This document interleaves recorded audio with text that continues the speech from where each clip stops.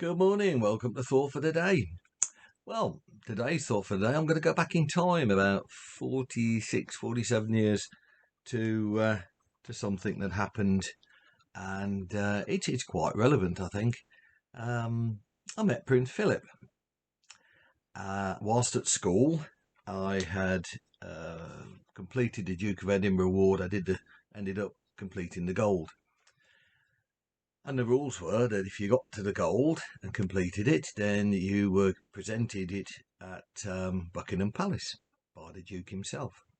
So all excited, and we had a letter come through. Although this was after I'd left school and I was now in the forces, and a letter arrived at home and said, like a preliminary letter to tell what was likely, what was going to happen, and we were allowed one parent. Now, I didn't know any of this, and it was decided by my mum that she was going to be the one. I don't think Dad had any say in it. He was firmly told that he could go with my sister when she got hers. And a while later, I'm in the forces. I've done my basic training. I'm now doing my trade training, which was quite a few weeks. And the letter arrived, and there's a nice little thing, like the Duke of Edinburgh request your company, this sort of thing. And Mom rang me up. I've got a letter to say that we can go to the palace, and it's going to be. And I said, look, I ain't gonna. I was only a young lad. I don't know the protocols. And I said, yeah, great, but I'm training, and the chances are pretty remote. Sorry. To which, as far as I'm aware, she contacted the training establishment and spoke to, she says, the captain. I don't think she necessarily got through to him, but she certainly got through to somebody. And the following day, I was summoned to the commanding officer's office. In fear and in trepidation, because I thought, what have I done wrong? As you do, like going to the headmaster's study, you're not there for a social, you're generally there for a telling off.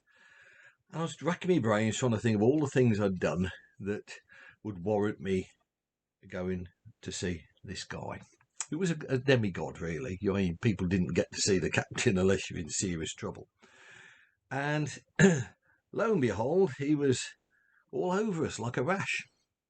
And he said, Bennett, I hear that you've been requested, your presence is requested at the palace. And I'm going, that sort of thing. So anyway, net result, the military cuts in like it does, and I was given a load of transport vouchers and various things. And I was also given, it was quite funny, because remember in those days we were at, or technically we weren't at war, but we were at conflict with the IRA.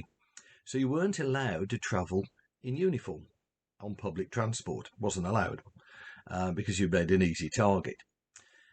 So I had a special pass which allowed me to travel in uniform, and everything was worked out. I didn't have to work anything out. It was all worked out, and I was duly inspected, packed. I couldn't stop overnight. That wasn't going to happen.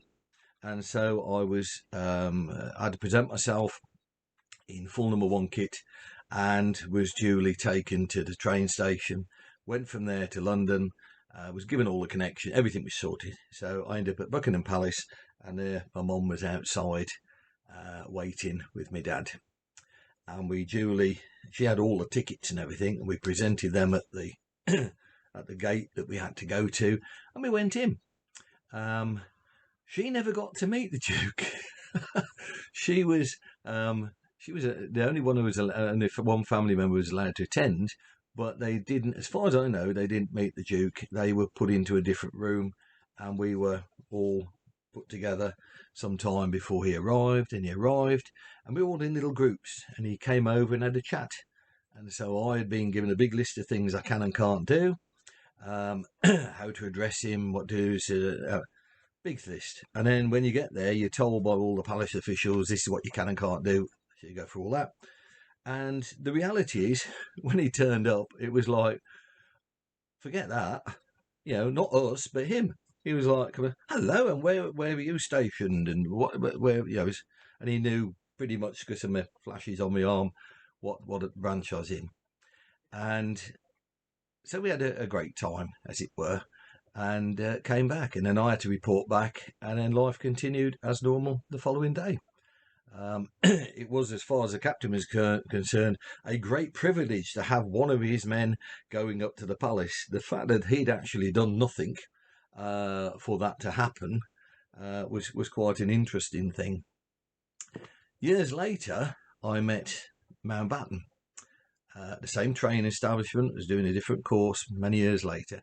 And I say met him, it's not a personal one-to-one chat, met him with a group of people. And then later on, and I'll probably talk about this in another thought for the day, I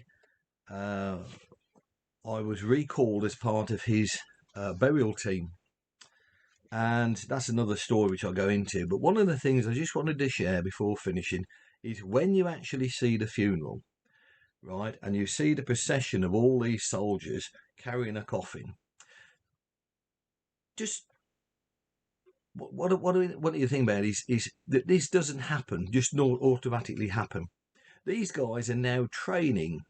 They're training for a week or more on how to walk, how to carry a box on your shoulder, how to carry it in time, how to carry it in such a way that the coffin doesn't what they call tick-tock, right?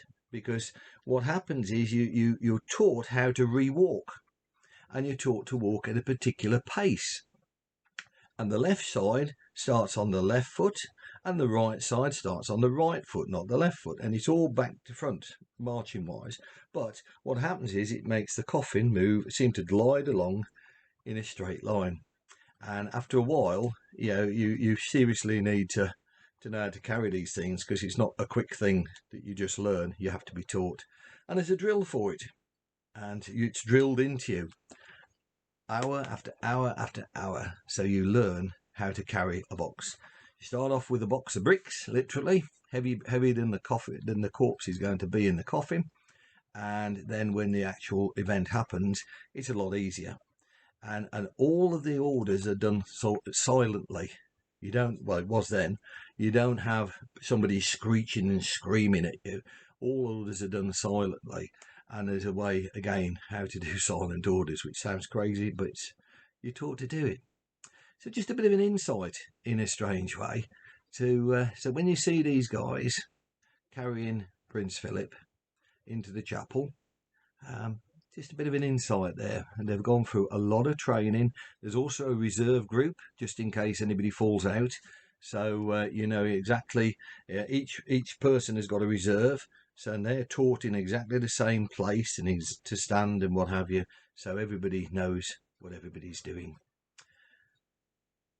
And that's just a few memories of the past and thought for the day.